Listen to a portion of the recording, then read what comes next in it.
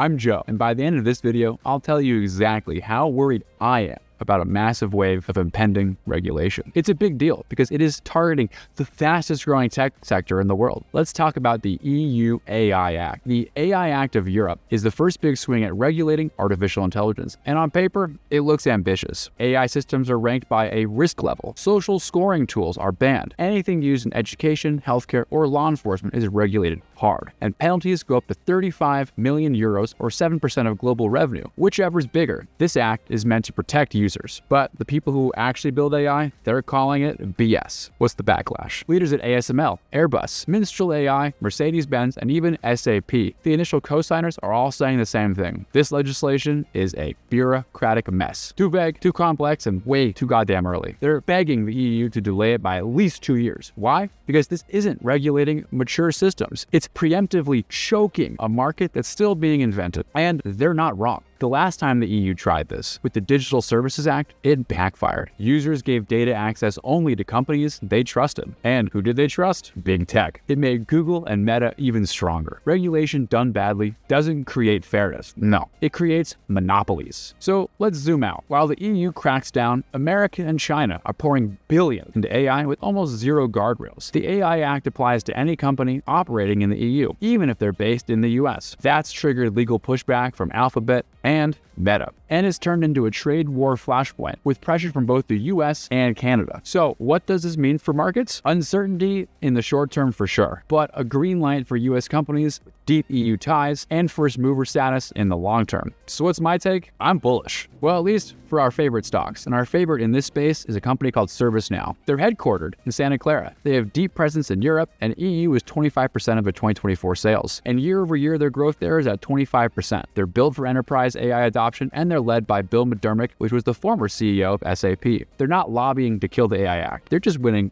around it. And while others are still reading the fine print, ServiceNow is actually shipping agentic systems and closing deals with all the Fortune 500 companies. We just saw a technical breakout this past month, and the chart looks pretty freaking hungry, and we're targeting a major rally over the next 18 months. So, am I worried about the AI Act? Not even close. I'm watching the chaos, I'm tracking the pullback, and I'm thankful for the pullback because I'm doubling down on the names that are built to survive regulation, not complaining about it. And if you like this breakdown, hit subscribe and drop a comment and tell me which company I should cover next. And remember, stay calm, stay relaxed, and above all, don't worry about it because you know I'm not.